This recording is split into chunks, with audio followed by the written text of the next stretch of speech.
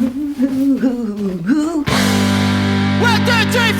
les petites saucisses, ça roule? À la demande générale, car oui, je lis avec beaucoup d'assiduité vos commentaires, nous allons aujourd'hui nous lancer dans le merveilleux monde des hôtels à insectes. On va découvrir ce que c'est, on va réfléchir à si c'est intéressant ou pas d'en installer dans son jardin, et surtout, évidemment, on va en bricoler, puisque sinon le titre de cette vidéo il fonctionne pas. Ah, et je vous conseille de rester jusqu'à la fin, parce que je vous ai préparé une petite surprise des familles. Allez, on lève les bras même si ça sert à rien, et on est bardi!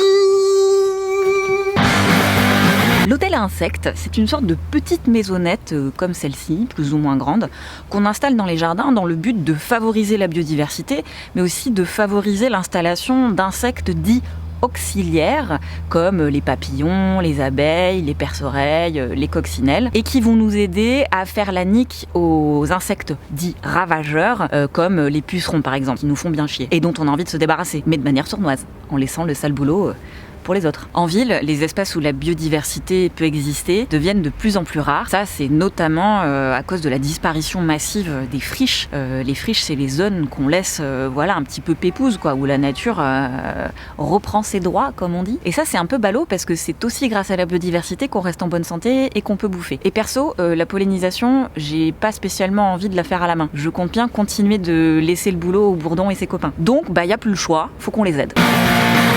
Alors les hôtels à insectes, on en voit un petit peu partout, c'est un peu à la mode, et c'est vrai que c'est mignon, ça peut avoir un super intérêt pédagogique pour expliquer le principe de la biodiversité aux enfants par exemple. Seulement voilà, après quelques petites recherches sur les internets, je me suis rendu compte que du côté des spécialistes, le principe de l'hôtel à insectes était un petit peu plus controversé. En fait, les hôtels à insectes, ça peut aussi rapidement devenir des HLM insalubres, puisqu'on va concentrer dans un tout petit espace des espèces qui n'ont pas spécialement envie de cohabiter entre elles, et le lieu pourrait devenir même une cible idéale pour les prédateurs qui n'auraient plus qu'à venir se servir dans un seul endroit. Puis il y a un autre truc important à ne pas oublier, c'est que c'est bien beau d'aller installer ça sur son balcon ou dans son jardin, encore faut-il qu'il y ait suffisamment de nourriture à proximité. Donc des fleurs, des plantes, de l'eau, une bonne exposition, comme d'hab quoi, c'est toujours une histoire d'écosystème à respecter. Du coup, comme je suis une meuf qui n'aime pas faire comme les autres, disruption. Aujourd'hui, nous n'allons pas construire un hôtel à insectes, mais un camping 5 étoiles façon bungalow de luxe qu'on disposera à divers endroits de notre espace, histoire de leur laisser un petit peu plus d'intimité et de confort. Et ouais, ça tourne là-dedans.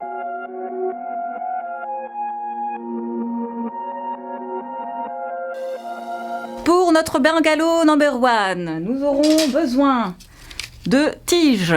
Alors celle-ci, c'est du bambou, mais vous pouvez aussi utiliser du framboisier, du bois de ronce, bref, un bois qui a une moelle intérieure que l'on peut facilement trouer. Nous aurons également besoin d'une petite scie, d'une boîte de conserve et de la ficelle, voilà. C'est tout. Clairement, le plus casse au vert dans ce tuto, ça va être de découper les tiges, parce que y en a un paquet. Et on découpe du coup des tiges, voilà, à peu près de la hauteur de notre boîte de conserve, un chouïa un peu plus courte, histoire de faire vraiment un abri.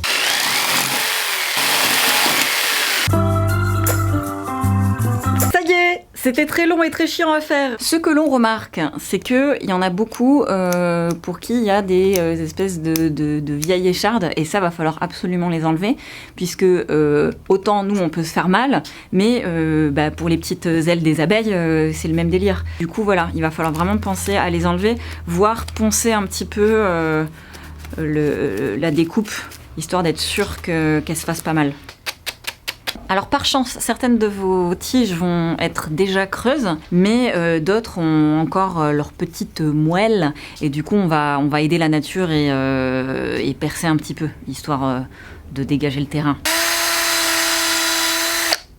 Des trous de première glace. Mais voilà, premier bungalow 5 étoiles terminé. On n'a plus qu'à l'accrocher avec une petite ficelle et en avant. L'endroit idéal, ce serait là où il y a du soleil le matin et plutôt de l'ombre l'après-midi, histoire qu'elle ne crève pas sous la canicule. Si possible, éloigné des vents dominants et à au moins 40 cm du sol. Bon, moi j'ai oublié ma ficelle, donc je vais accrocher ça avec du fil de fer.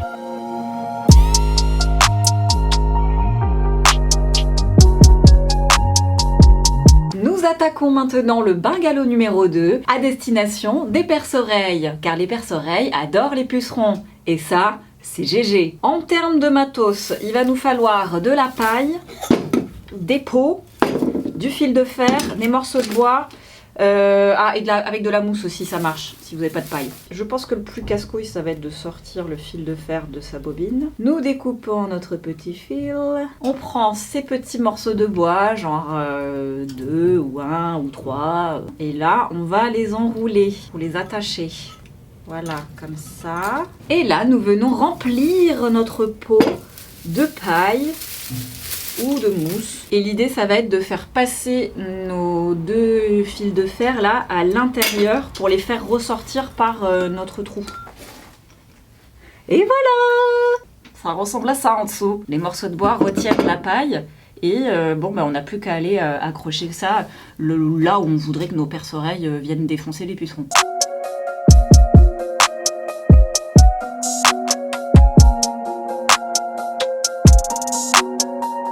Passons dorénavant au bungalow numéro 3 à destination des coccinelles. Il se trouve que j'ai plein de chutes de bois issues de mes anciens bricolages et donc on va pouvoir construire une petite cabane avec tout ça. Je vous mettrai des dimensions en référence dans la barre d'infos, mais en gros faites un petit peu avec ce que vous avez. L'idée c'est d'avoir des côtés, un fond, un toit et 5 planches environ qu'on va espacer un petit peu pour que nos coccinelles puissent s'infiltrer discrètement. Le plus chiant dans tout ça, ça va être d'assembler avec des clous et un marteau. Allez, on y va, Janine. Oh, ça va être laborieux cette histoire. Oh, mais j'en ai trop des trous à faire là, ça va être chiant. Ça, c'est mes côtés, ça, c'est mon fond. Et l'idée, ça va être d'empiler des étages au fur et à mesure en laissant juste quelques millimètres, genre 2-3 millimètres d'interstice en fait. Est-ce que c'est droit? Absolument pas. Est-ce qu'on s'en bat les coronesses? Oh que oui. Allez, le toit, et je crois qu'on va être bueno. Est-ce qu'on a des choses à expier? Oui. Je crois qu'on y est. Et voilà.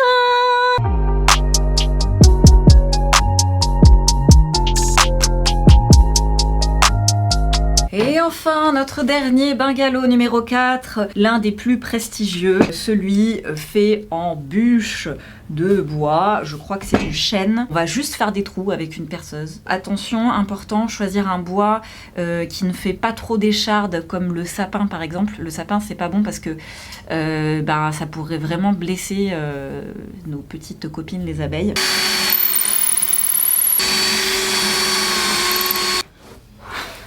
Ça, c'est très satisfaisant. Et voilà!